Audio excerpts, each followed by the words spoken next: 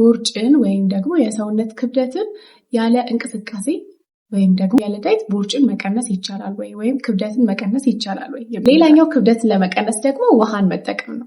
ቤት ውስጥ የሚሰራ ጁስ ነው። በጣም ሜታቦሊዝምን ያፋጥናል። ምግብ የመፈጨትን ሂደት በጣም ያፋጥናል። ሰላም እንዴት ናችሁ? ውድ የዩቲዩብ ተከታታዮቼ ዶክተር አሳንቲ ነኝ። ለዚህ ዩቲዩብ ቻናል አዲስ የሆናችሁ ሰዎች ሰብስክራይብ በማድረግ ይህን ቪዲዮ ጀምሩ። ኦልሬዲ ሰብስክራይብ ካደረጋችሁና ቤተሰብ ከሆናችሁ ደግሞ ላይክ በማድረግ ይህን ቪዲዮ እንድትጀምሩት እየጠየቅኩኝ ወደ ዛሬ ቶፒካችን እንሄዳለን ማለት ነው። የዛሬው ቶፒክ ቦርጭን ወይም ደግሞ የሰውነት ክብደትን ያለ እንቅስቃሴ ወይም ደግሞ ያለ ዳይት ቦርጭን መቀነስ ይቻላል ወይም ክብደትን መቀነስ ይቻላል ወይ የሚለው ነው። ብዙ ሰዎች ክብደትን ለመቀነስ በጣም ይቸገራሉ። በተለይ ደግሞ ብዙ ጊዜ ስተቦርን የሚባለው ወይም ደግሞ ብዙ እንቅስቃሴም የተደረገ ብዙ ምግብ ለውጥም ተደርጎ የማይጠፋው የቦርጭ ወይም ደግሞ ሆድ አካባቢ ያለን ስብ እንዴት መቀነስ ይቻላል? በጥናት የተረጋገጡ እንዲሁም ደግሞ ብዙ ሰዎች ላይ ተሞክረው ለውጥ ያሳዩ ናቸው። ስለዚህ እስከ ቪዲዮ መጨረሻ ድረስ አብራችሁን ቆዩ። እንዲሁም መጨረሻ ላይ ደግሞ በተፈጥሮ የሚሰራ ቤት ውስጥ የሚሰራ ጁስ አለ።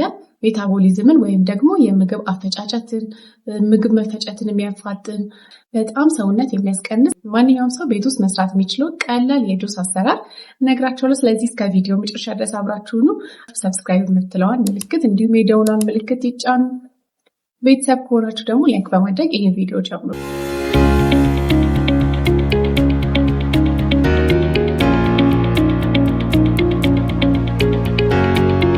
ስለዚህ የሰውነት ክብደት ከመጠን በላይ ነው የምንለው በምንድን ነው? ቦዲ ማስ ኢንዴክስ የሚባል ፎርሙላ አለ። ይሄ ፎርሙላ በጣም ታዋቂ ነው እና አንድ ሰው ከቁመቱ አንጻር ያለው የሰውነት ክብደት ትክክል ነው ወይስ ደግሞ ኖርማል ነው፣ ወፍራም ነው ወይስ ቀጭን ነው የሚለውን ነገር ለመለየት በሕክምና ላይ እንጠቀምበታለን። ቦዲ ማስ ኢንዴክስ የሚባለው ፎርሙላ መጀመሪያ ክብደታችንን ከዛ ሲካፈል ለቁመታችንን ስኩዌር እናደርገውና በቁመታችን አባዝተን በሱ ማካፈል ነው ማለት ነው። ለምሳሌ አንድ የ70 ኪሎ ግራም አዳልት ወይም የ70 ኪሎ ግራም ያለው ሰው ቢኖር እንዲሁም ደግሞ 1.7 ሴንቲሜትር ነው ርዝመቱ ብለን እናስብ። ስለዚህ 70 ሲካፈል 1.7 ስኩዌር እናደርጋለን ማለት ነው። 24.2 ነው።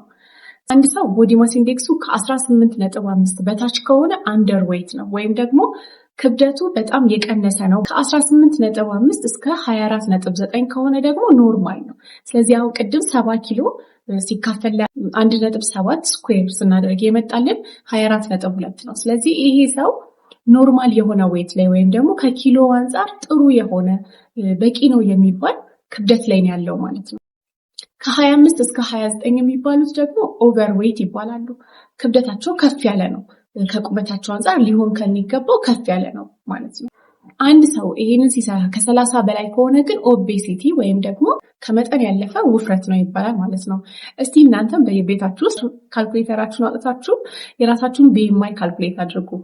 ስለዚህ ኪሎ ሲካፈል ሜትራችሁን ወይም ደግሞ ቁመታችሁን ስኩዌር አድርጋችሁ ቁመታችሁን በቁመታችሁ አባዝታችሁ ከምታገኙት ጋር ማካፈል ነው። በጣም ቀላል ሜተድ ነው ይሄ። በጣም ብዙዎች የሚስማሙበት ለሕክምና ብዙ ጊዜ የምንጠቀምበት ፎርሙላ ነው ማለት ነው።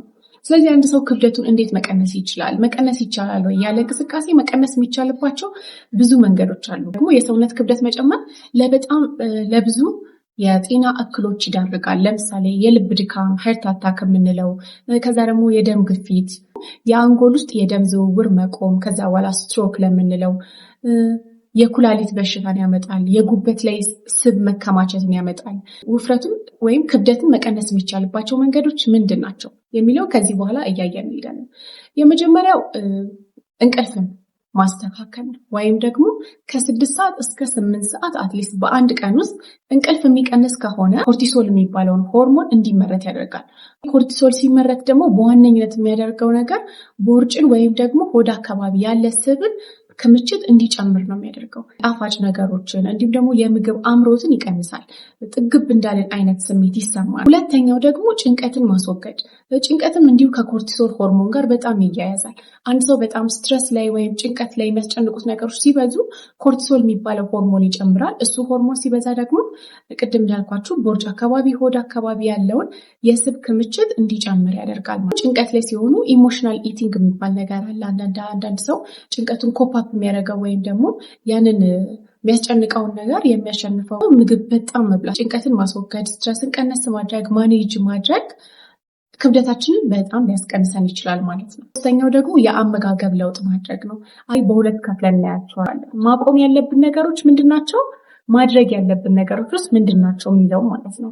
ስለዚህ ማድረግ ከሌለብን ነገሮች መካከል አንዱ ጣፋጭ ነገሮችን ማቆም ነው። በቃ አንድ ሰው ክብደቱን መቀነስ የሚፈልግ ከሆነ ቶታሊ ሙሉ በሙሉ ጣፋጭ ነገሮችን ማቆም አለበት። ስኳርን መቀነስ፣ ቡናም ይሁን ሻይ ያለ ስኳር መጠጣት፣ ከዛ ደግሞ ካርብስ ያላቸው መጠጦች እንደ ለስላሳ መጠጦችን ማቆም።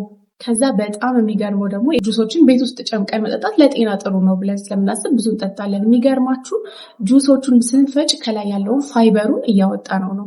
ስለዚህ አሰሩ አይኖርም ማለት ነው። ብቻውን ጁሱን ብቻ ነው የምንጠጣው።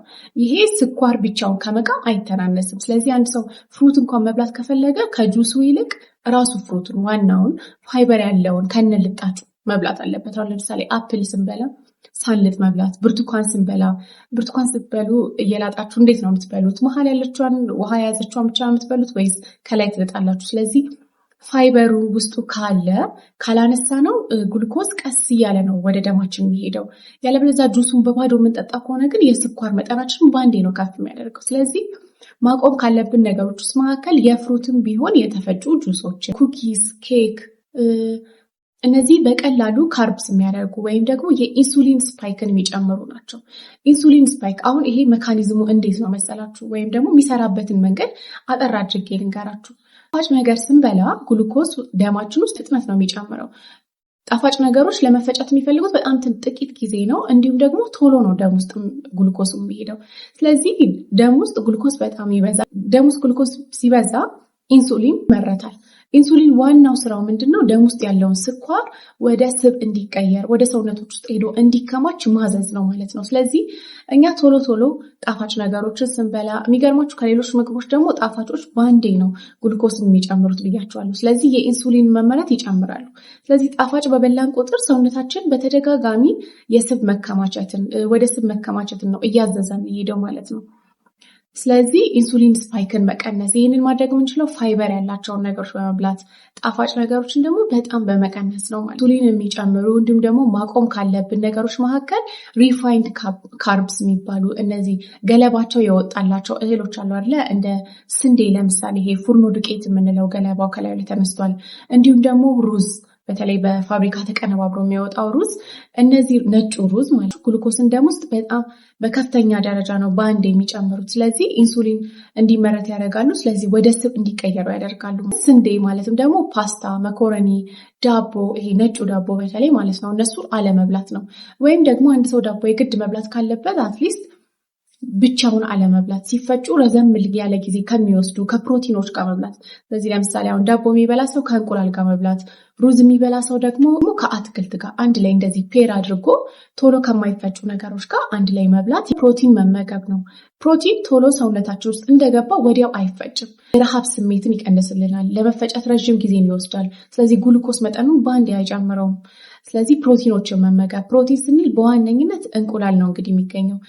ሃይ ፕሮቲን እንዲኖረው ከፈለግን ቀቅሎ መብላት ነው ከ8 እስከ 10 ደቂቃ። ሌት የምንሰራ የምንጠብስ ከሆነ ደግሞ ዘይቱን በጣም አሳንሰን መስራት። ስጋ፣ የዶሮ ስጋ እንደ ምስር፣ እነዚህ ፕሮቲን በደንብ ያላቸው ጤነኛ ስብ ያላቸውን መብላት። ጤነኛ ስብ ያላቸው ምግቦች መሀል በዋነኝነት የሚጠቀሰው አቮካዶ፣ ኦሊቭ ኦይል፣ ፋቲ ፊሽ የምንላቸው አሳዎች ውስጥ ቱና፣ ሰርዲን፣ ሳልመን የሚባሉ አሳዎች ውስጥ እንዲሁም ደግሞ የኦቾሎኒ ዘሮች ውስጥ አልመንድ፣ ዋልነት የሚባሉ እኛ ኦቾሎኒ ነው የምናውቀው፣ ግን የኦቾሎኒ ዘሮችና ኦቾሎኒ ራሱ በጣም ጤነኛ የሆነ ፋት አላቸው ወይም ጤነኛ የሆነ ስብ አላቸው። ስብ በሁለት ይከፈላል፣ መጥፎ ስብ እና ጤነኛ ስብ ማለት ነው።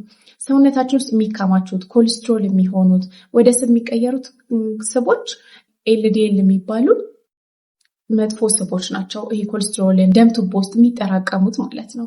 ኤችዲኤል የሚባሉት ግን ጤነኛ ስቦች ናቸው። እንዲሁም እነዛን መጥፎ ስቦች አሟምቶ ከሰውነት ውስጥ የማውጣት ራሱ ኃይል አላቸው። ስለዚህ በመሀል እንግዲህ ስናክ ታይም እየተባለ የሚበሉ ነገሮች ናቸው። ስለዚህ በምግቦች መሀል ቁርስ በልታችሁ እስከ ምሳ ድረስ መሀል ላይ ስናክ የምታደርጉ ከሆነ ምሳ በልታችሁ እስከ እራት ወይ ከእራት በኋላ ስናክ ለማድረግ እነዚህ ኩኪስ፣ ጣፋጭ ብስኩት ነገሮች ወይ ዳቦ ወይ ቺፕስ ነገሮች በመሀል መብላት በጭራሽ አያስፈልግም ማለት ነው። ምንም ነገር ስናክ አለማድረግ። በዋና ቋሚ ምግቦቻችንን ከበላን መሀል ላይ ሌላ ነገር ምንም አለመብላት ነው። እንደነገርኳችሁ መሀል ላይ ትንንሽ ምግቦችን ስንበላ የኢንሱሊን መጠናችን ኢንሱሊን የሚመረተውን ፍሪኩዌንሲ ወይም ደግሞ ድግግሞሽ እንጨምራለን። ይሄ ድግግሞሽ በበዛ ቁጥር ደግሞ ሰውነታችን የሚያስበው በጣም ብዙ ግሉኮስ እየበዛ ነው፣ ስለዚህ ወደ ስብ ማከማቸት አለብኝ ብሎ ነው። ስለዚህ ስናክ የምታደርጉ ከሆነ እሱን ማቆም ያስፈልጋል። ሌላኛው ክብደትን ለመቀነስ ደግሞ ውሃን መጠቀም ነው። ይህ ነገር ሲባል ሰምታችሁ ታውቃላችሁ። ውሃን እንዴት እንጠቀም? ብዙ መንገዶች አሉ። የመጀመሪያው ምግብ ከመብላታችሁ በፊት በትንሹ አትሊስት 1 ብርጭቆ ውሃ መጠጣት ነው። ይህ የሚያስፈልገው ውሃ መጀመሪያ ከጠጣ ቶሎ እንድንጠግብ ይረዳናል። ኦሬው ደግሞ ለብ ያለ ውሃ ከሎሚ ጋር ጠዋት ከእንቅልፋችን እንደተነሳን መጠጣት ነው። ያለው ካሎሪ ወይም ደግሞ የሚይዘው የኃይል መጠን በጣም ትንሽ ነው። ጥግብ የማለት ስሜትን ያመጣል፣ የረሃብ ስሜትን ያጠፋል። ስለዚህ ሎሚ በውሃ መጠጣት፣ ግሪን ቲ ወይም ደግሞ አረንጓዴ ሻይ የምንለው መጠጣት ነው። የዚህ ነገር አዘገጃጀቱ ብዙ ጊዜ አረንጓዴ ሻይ ተብሎ የሚሸጡ አሉ። በተለይ ሱፐር ማርኬቶች ውስጥ በተደጋጋሚ መጠጣት፣ በቀን ውስጥ ከ2 እስከ 3 ኩባያ መጠጣት። ታዲያ እነዚህ የሚጠጡ ነገሮች እንዳለ ያለ ስኳር ብቻቸውን መሆን አለበት። ሌላኛው ደግሞ በጣም ብዙ ሰው የማያውቀው ግን ብዙ ሰው የሚጠጣው ቡና ነው። ቡናን የሰውነት ክብደትን ለመቀነስ ይረዳል። የምግብ መፈጨትን በጣም ያፋጥናል፣ ሜታቦሊዝምን ያፋጥናል። ቡና መጠጣት በቀን ውስጥ ማለት ነው። ታዲያ ይህንንም ቡና ያለ ስኳር ባዶውን መጠጣት፣ ፋይበር ያላቸውን ምግቦች መመገብ ነው። ማለት ሰውነታችን ሙሉ በሙሉ ሊፈጫቸው የማይችላቸው የምግብ አይነቶች ናቸው። ስለዚህ አንደኛ በሰገራ ነው የሚወጡት ማለት ነው። ስለዚህ ብዙ ግሉኮስ ሰውነታችን ውስጥ አይጨምሩም። እንዲሁም ደግሞ ረዥም ጊዜ ነው የሚፈጁት ለመፈጨት። ከነዛ መሀል ፍራፍሬዎች ቅድም እንደነገርኳችሁ ሳትልጡ፣ አሁን ለምሳሌ አፕል ከሆነ ሳይላጥ፣ ብርቱካንም ከላይ ያለውን ቅርፊት ብቻ ልጦ እንደዚሁ መብላት ሳይጨምቁ ማለት ነው። እንደዚህ ሲድስ የሚባሉትን እንደ ቺያ ሲድ እንዲሁም ደግሞ ተልባ አዘጋጅቶ መጠጣት። ከጥራጥሬዎች መካከል ደግሞ አተር፣ ባቄላ፣ ምስር፣ ገብስ፣ ኦትስ፣ አትክልቶች ደግሞ ድንች፣ ብሮኮሊ፣ እነዚህ በጣም አሪፍ ፋይበር ያላቸው ምግቦች ናቸው ማለት ነው። ስለዚህ ፋይበርን አብዝቶ መመገብ ሰውነታችን ለረዥም ጊዜ ስለሆነ የሚፈጫቸው ቶሎ የረሃብ ስሜት አይሰማም። አብዛኛው የሰውነት ክብደትን የሚያመጡ ሜታቦሊክ ዲዚዞች እንዲሁም ደግሞ የሆርሞን መዛባቶች ናቸው። ከነዛ መሀል በዋነኝነት የሚጠቀሰውና ብዙ ሰው የሚናገረው ሃይፖታይሮይዲዝም ነው። ወይም ደግሞ የታይሮይድ ሆርሞን ሰውነታችን ውስጥ ሲቀንስ ያሉት ምልክቶች አንደኛ ብርድ ማለት፣ ድካም፣ የሆዳችን መድረቅ፣ የፀጉር መሳሳት እንዲሁም ደግሞ ኮንስቲፔሽን ወይም ደግሞ ድርቀት ይገኙበታል ማለት ነው። ከዛም ጋር ደግሞ የሰውነት ክብደት መጨመርም አብሮ ይኖራል። ሁለተኛው ደግሞ በሴቶች ላይ ነው የሚታየው። ይሄኛው ፒሲኦኤስ ወይም ደግሞ ፖሊሲስቲክ ኦቫሪያን ሲንድረም የምንለው ነው። ውሃ የቋጠሩ ሲስቶች ኦቫሪ ላይ በሚገኙበት ጊዜ የሚፈጠር ነገር ነው ማለት ነው። ታዲያ ይሄ ነገር ብዙ ምልክቶች አሉ። ከነዛ መሀል እስቲ ኢሬጉላር ፔሪድ ወይም ደግሞ የሚዛባ ፔሪድ፣ ብጉር ሰውነታችሁ ላይ ፊታችሁ ላይ የሚወጣ ከሆነ እንዲሁም ደግሞ የሰውነት ፀጉር፣ ብዙ ጊዜ የስኳር በሽታ ነው፣ ቶሎ የረሃብ ስሜት መሰማት ማለት ነው። በጣም ታዋቂ የሆነው ኢንተርሚተንት ፋስቲንግ ይባላል። ኢንተርሚተንት ፋስቲንግ ማለት ነው በቀን አንዴ ወይም በቀን 2 መብላት ነው። ይሄ ብዙ አይነት ቴክኒኮች አሉት፣ የሚበሉ ምግቦች አሉት። በሚቀጥለው ቪዲዮ ላይ ሰፋ አድርጌ ያብራራላችኋለሁ። 16 ሰዓት ምግብ አለመብላት፣ 8 ሰዓት ደግሞ ምግብ መብላት ማለት ነው። ስለዚህ በቀን 2 መብላት፣ ሌሊቱ ደግሞ አለመብላትን። ይሄ ነው ቀለል ባለ አማርኛ ማለት ነው። ሰፋ ያለ ቪዲዮ የምትፈልጉ ከሆነ ደግሞ ቀጣይ ቪዲዮ ላይ ማቀርብ ይሆናል። እስካሁን ሰብስክራይብ አላደረጋችሁ ደውሏን ምልክት እንዲሁም ደግሞ ሰብስክራይብ የምትለዋን ምልክት ተጫኑ። ምንድን ነው የተቸገራችሁት? ክብደትን ለመቀነስ ምንድን ነው የከበዳችሁ? እስካሁንስ ደግሞ ከተነጋገርናቸው ነገሮች ምን ይህንን ነገር እኔ መቀየር አለብኝ የምትሉት ነገር ካገኛችሁ እባካችሁ በነፃነት ሀሳባችሁን ኮሜንት ላይ ጻፉልን። ያለ እንቅስቃሴ እንግዲህ ብዙ ሰዎች የሚፈሩት የማይፈልጉት ነገር እንቅስቃሴ ነው። ግን በጣም በሚያሳዝን ሁኔታ ያለ እንቅስቃሴ በምግብ ብቻ ክብደትን በቶሎ መቀነስ ከባድ ነው። ስለዚህ እንቅስቃሴ ሲባል ብዙ ጊዜኛ አክብደን ነው የምናየው። ጂም መሄድ፣ መሮጥ፣ በጣም በኃይለኛ ኤክሰርሳይዝ መስራት፣ ክብደት ማንሳት፣ ማውረድ፣ እንደዛ የሚመስለን ሰዎች አለን። እንደዛ አይደለም። ስለዚህ ኤክሰርሳይዝ ሲባል አንድ ሰው ሬጉላርሊ በቀን ውስጥ ማድረግ ያለበት ነገር ነው። ማለት ለምሳሌ ወክ ማድረግ ሊሆን ይችላል፣ ወይም ደግሞ በፍጥነት መራመድ ሊሆን ይችላል፣ ሳይክል መንዳት፣ ዋና መዋኘት። ከነዚህ ውስጥ የሚመቻችሁን ነገር አብራችሁ ይሄ ኢንጆይ የምታደርጉት ነገር የሚያዝናናችሁን ነገር በማድረግ ኤክሰርሳይዝ መስራት ነው። ታዲያ አንድ አዳልት የሆነ ሰው ምን ያህል ነው ኤክሰርሳይዝ መስራት ያለበት? ወክ ከሆነ የምናደርገው ማለት ደግሞ መራመድ ከሆነ ኤሮቢክስ ከሆነ የምንሰራው ወይም ሳይክል ከሆነ የምናደርገው በሳምንት ውስጥ ከ150 እስከ 300 ደቂቃ፣ በቀን ውስጥ ከ20 እስከ 30 ደቂቃ ወክ ማድረግ ማለት። ጠንከር ያሉ ከሆነ ለምሳሌ እንደ ሩጫ ከሆነ ወይም ደግሞ ዋና ከሆነ በሳምንት ውስጥ ከ75 እስከ 150 ደቂቃ መስራት ያስፈልጋል ማለት ነው። ከ20 እስከ 30 ደቂቃ ሩጫ መሮጥ ወይም ደግሞ ዋና መዋኘት በቀን ውስጥ። ኤክሰርሳይዝ እንዴት ነው ክብደት የሚቀንሰው? ምግብ መቀነስ ኢንተርሚተንት ፋስቲንግ እንዴት ነው የሚቀንሰው? ምሳሌ ንገራችሁ ይህን ቀለል ባለ መንገድ ለማስረዳት ማለት ነው። ከምግብ የምናገኘው ግሉኮስ እንደ ብር ነው የሚቆጠረው፣ ኪሳችን ውስጥ ያለ ብር ማለት ነው። ስለዚህ ኢነርጂ ማግኘት ስንፈልግ እኛውን ታክሲ ስንሄድ ብር የምንከፍለው ከኪሳችን አውጥተን ነው አይደለ? ልክ እንደዛው ሰውነታችንም ኃይል ሲፈልግ ምግብ መብላት፣ ምግብ ከተበላ በኋላ ቶሎ ይፈጭና ወዲያው ግሉኮስ ይመረታል ማለት ነው። ይሄ ለሰውነት በጣም ቀላሉ ስቴፕ ነው ኃይል ለማግኘት ወይም ካሎሪ ለማግኘት ማለት ነው። ታዲያ አንድ ሰው ኪስ ውስጥ ገንዘብ ከሌለው ምንድን ነው የሚያደርገው? ወደ ባንክ ሄዶ ያለውን ገንዘብ ያወጣል አይደለ? ስለዚህ እኛም ሰውነታችንን ግሉኮስ በምንከለክልበት ጊዜ ወይም ደግሞ ምንበላውን ምግብ ስንቀንስ መጠኑን ሊሆን ይችላል፣ የምንበላበትን ፍሪኩዌንሲ ወይም ደግሞ የምንበላውን ድግግሞች ስንቀንስ ወይም ኤክሰርሳይዝ ስንሰራ እዚህ ሰውነታችን ግሉኮስ ለማግኘት ኃይል ለማግኘት ምንድን ነው የሚያደርገው? ስብን ማቃጠል ይጀምራል ማለት ነው። ልክ ከባንክ እኛም እንደምናወጣው ማለት ነው። ስለዚህ እዛ እስኪደርስ ድረስ ግን የሆነ ያክል ሰዓት ያስፈልገዋል።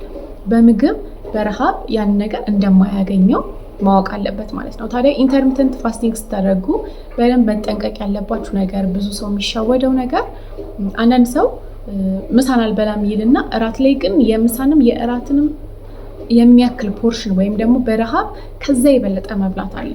ወይም ደግሞ ኤክሰርሳይዝ የሚሰሩ ሰዎች፣ ጂም የሚሰሩ ሰዎች ከሰሩ በኋላ ቤት ሲገቡ በረሃብ ከበፊቱ ከሚበሉት የበለጠ መብላት ነው። ስለዚህ ይሄ በጣም ስህተት ነው ማለት ነው። በዋነኝነት ማድረግ ያለብን ነገር ሁለት ናቸው። የምግባችንን መጠን መቀነስ ወይም ደግሞ ወደ ውስጥ የምናስገባውን ግሉኮስ መቀነስ፣ ኤክሰርሳይዝ የምናደርገውን ይሄ የምናቃጥለውን ኃይል ደግሞ መጨመር ነው። ቶሎ የማይፈጩትን እንደ ፕሮቲኖችን፣ ፋይበሮችን፣ ሄልዚ የሆኑ ፋት፣ ጤነኛ የሆኑ ስቦችን መመገብ። ቤት ውስጥ የሚሰራ ጁስ ነው። በጣም ሜታቦሊዝምን ያፋጥናል። ምግብ የመፈጨትን ሂደት በጣም ያፋጥናል። የሚያስፈልጉት ግብአቶች 4 ነገሮች ብቻ ናቸው። የመጀመሪያ ዝንጅብል፣ አንድ ዝንጅብል ምንም ያልቆረጣችሁለትን ከላዩ ላይ ልጦ በትልልቁ መክተፍ። ሁለተኛው ደግሞ ካሮት ነው። 2 ካሮት የሚሆንን ልጦ እሱንም በትልልቁ ከትፎ ማዘጋጀት። ሶስተኛው ደግሞ ሎሚ። እነዚህ ሶስቱን አንድ ላይ ውሃ 1 ሊትር የሚያክል ውሃ ጨምሮ በጁስ መፍጫ በደንብ መፍጨት ነው። አጥልሎ ወይም ደግሞ ከነ አሰሩ ወይም ደግሞ ከነ ፋይበሩ መብላት የሚፈልግ ሰውም ይቻላል። ብቻ ማታ ማታ እራትን ቀንሶ ወይም ደግሞ ከእራት በኋላ ይሄንን 1 ብርጭቆ መጠጣት ነው። እኔ ከዚህ በፊት ሰው ላይ ሲሰራ ስላየሁት ነው። እኔ ከዚህ በፊት አንድ የማውቃት ጓደኛዬ ይሄንን ቀን በቀን በመጠጣት ብቻ በ2 ሳምንት ውስጥ ወደ 3 ኪሎ በላይ ቀንሳለች። ይሄንን በመጠጣት ብቻ ምንም ስፖርት ሳሰራ ማለት ነው። ስለዚህ ይሄን ውህድ ጠጡ። ብዙ ጊዜ ዝንጅብል በጣም ሜታቦሊዝምን ያፋጥናል፣ የረሃብ ስሜትን ይቀንሳል። ሎሚም እንደዛው፣ ካሎሪያቸው ደግሞ በጣም ትንሽ ነው። ልክ እንደዛው ደግሞ እናገኛለን፣ ግሉኮስም አላቸው። ስለዚህ ይሄንን ውህድ ቀን በቀን መጠጣት ነው። ማታ ማታ ፍሪጅ ውስጥ አድርጋችሁ 1 ብርጭቆ ማታ ማታ ከቻላችሁ እራት ሳትበሉ ይሄን ብቻ ጠጥቶ ማደር። ካልቻላችሁ ደግሞ እራትን በጣም ቀንሳችሁ ይሄንን ጁስ ጠጥታችሁ ማደር ነው። ከዛ በኋላ ተጠቅማችሁ ያገኛችሁትን ውጤት እባካችሁ መታችሁ ኮሜንት ላይ ጻፉልኝ። ይህን ይመስላል የዛሬው ቪዲዮአችን። ኮሜንት ካላችሁ ወይም ደግሞ አልተነሳም የምትሉት ሀሳብ ካለ ኮሜንት ላይ ጻፉልኝ። ሰብስክራይብ ካላደረጋችሁ አሁንም ሰብስክራይብ አድርጉ። ሰብስክራይብ ካደረጋችሁ ደግሞ ላይክ አድርጉልን። ሼር ወይም ደግሞ ያስፈልጋችኋል ለምትሏቸው ይሄን ማየት አለባቸው ለምትሉት ጓደኞቻችሁ፣ ቤተሰቦቻችሁ ይሄን ቪዲዮ ማጋራት ወይም ደግሞ ሼር ማድረግ ትችላላችሁ። ቀጣይ ደግሞ ኢንተርሚተንት ፋስቲንግ ምንድን ነው፣ በመሀል እያለፉ መብላት እንዴት ነው የሚሰራው የሚለውን እንደዚሁ አጠር ያለ ቪዲዮ ይዤላችሁ እመጣለሁ። ዶክተር አሳንቲ ሰለሞን ነኝ። ሰላም ዋሉልኝ። ሀቭ ኤ ጉድ ዴይ